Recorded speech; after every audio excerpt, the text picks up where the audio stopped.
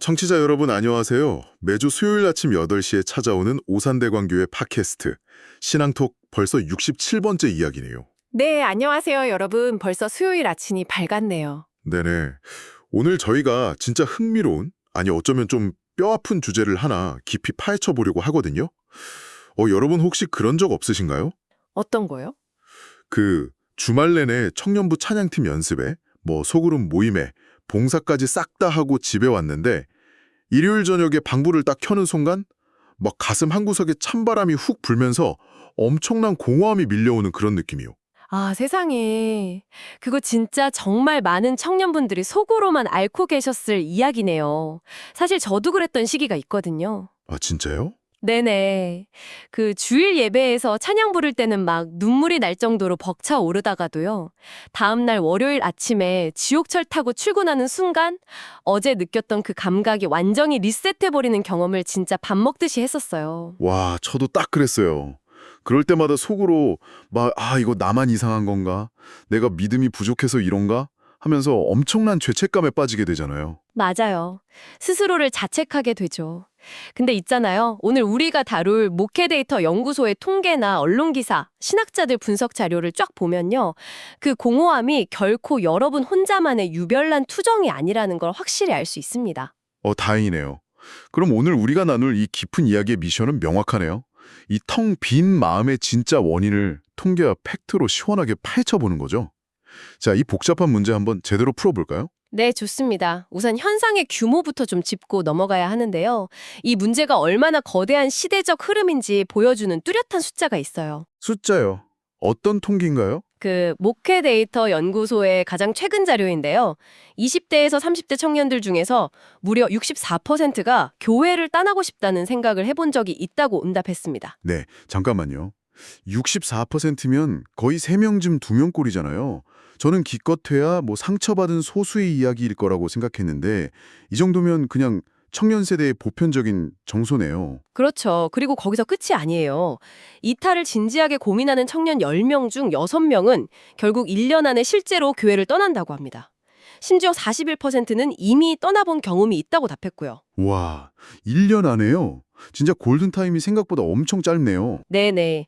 전문가들은 청년들이 회의감을 느끼고 진짜 떠나기까지 걸리는 그 골든타임을 길어야 2년으로 보더라고요. 저는 이 숫자들을 보니까 자동차 계기판에 들어오는 연료 경고등이 딱 떠올라요. 아, 연료 경고등이요? 네, 그 경고등 불이 켜진 것 자체가 문제가 아니잖아요. 기름이 없다는 신호니까요. 진짜 위기는 그 거대한 알람을 그냥 무시하고 계속 달리는 거 아닐까요? 아주 정확한 비유네요. 연료가 없는데 계속 달리라고만 하니까 결국 차가 멈추는 거죠. 여기서 우리가 진짜 중요하게 봐야 할 건 청년들이 도대체 왜 떠나느냐는 겁니다. 맞아요. 교회가 싫어서 그냥 훌쩍 떠나는 건 아닐 거 아니에요. 네, 설문 결과를 보면 이유가 아주 명확합니다. 교회 내에서 과도한 헌신을 요구받는다는 응답이 60.5%로 1위였어요. 아, 60.5%나요? 일주일 내내 직장이나 취업 준비로 시달렸는데 주말에도 쉬지를 못하니까요. 맞아요. 그리고 목회자의 언행 불일치나 위선이 52.5%, 교회 안의 끼리끼리 문화가 50.5%였습니다. 종합해보면 크게 세 가지 이유가 있는 거죠. 세 가지요.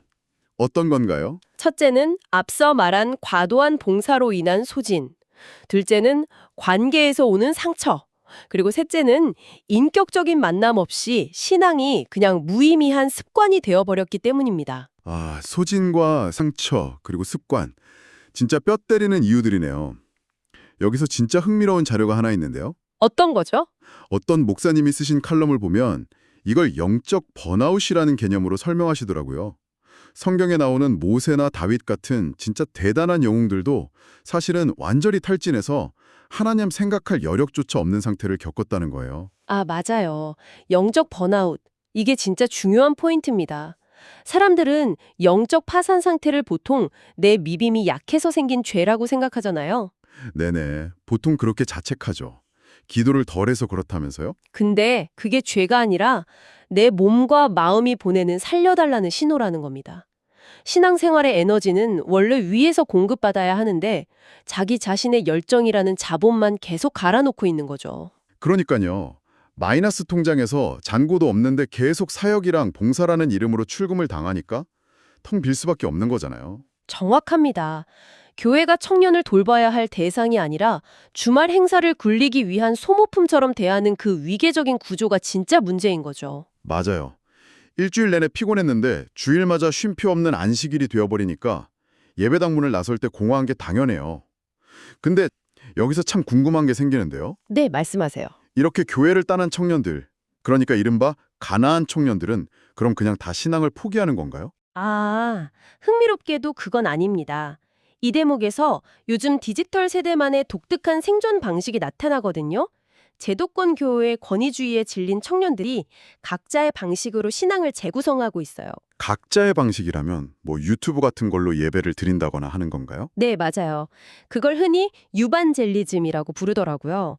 유튜브랑 복음주의를 합친 말인데 집에서 자기가 좋아하는 유명한 설교자 영상을 보면서 갈증을 채우려는 거죠. 근데 잠깐만요. 그렇게 영상만 보고 혼자 신앙생활을 하는 게 정말 건강할까요? 솔직히 유튜브 알고리즘이라는 게 내가 듣고 싶은 이야기만 계속 띄워주잖아요. 아, 네네. 편식하게 되죠. 그럼 결국 자기가 좋아하는 신학적 입장에만 갇히게 되고 진짜 공동체 안에서 부딪히며 성장하는 경험은 못하는 거 아닌가요? 날카로운 지적이네요. 실제로 가나안 청년들의 현실을 조사한 통계를 보면 그 한계가 아주 뼈아프게 드러납니다. 놀라지 마세요. 뭔데요? 교회를 떠난 청년들의 무려 73%가요. 사실은 지식이나 영적인 깊이에 있어서 초신자 수준의 신앙을 가지고 있는 것으로 나타났습니다. 73%나요? 아니 어릴 때부터 주일학교 다니고 막 여름 수련회도 10년 넘게 다녔을 텐데 어떻게 초신자 수준일 수가 있죠? 그게 바로 우리가 짚어야 할 맹점입니다.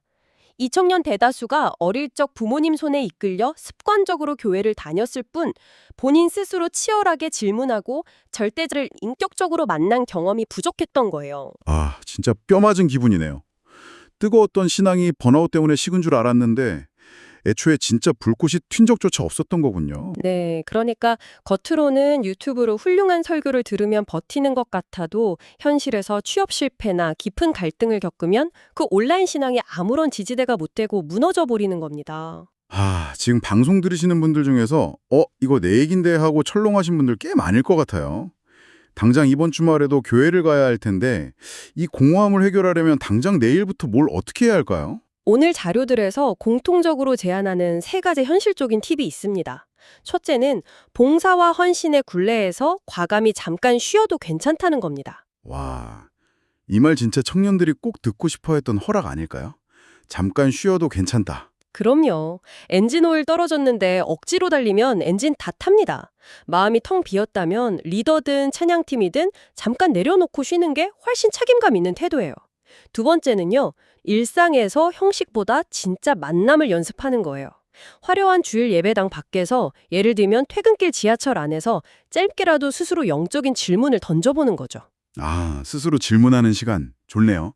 마지막 세 번째는 뭔가요? 세 번째는 혼자만의 동굴에 갇히지 말고 안전한 한 사람을 찾는 겁니다.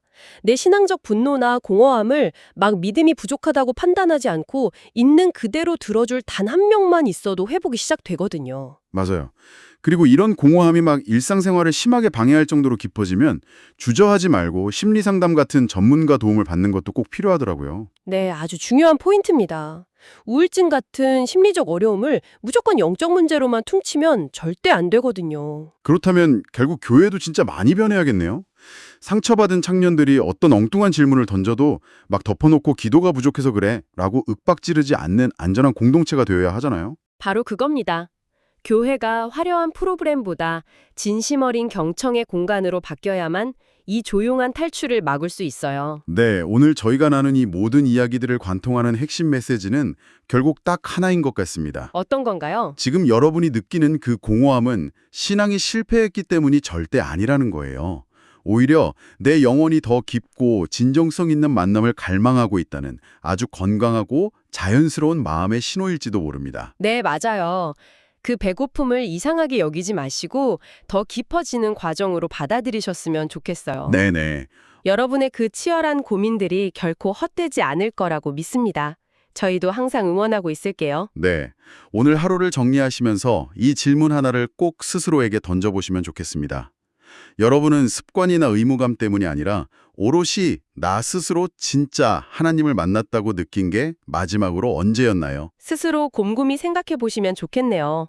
오늘 함께 깊은 이야기 나눠주셔서 정말 감사합니다. 네, 여러분의 텅 빈 마음 한구석에 작은 온기가 스며드는 시간이 되었기를 바랍니다.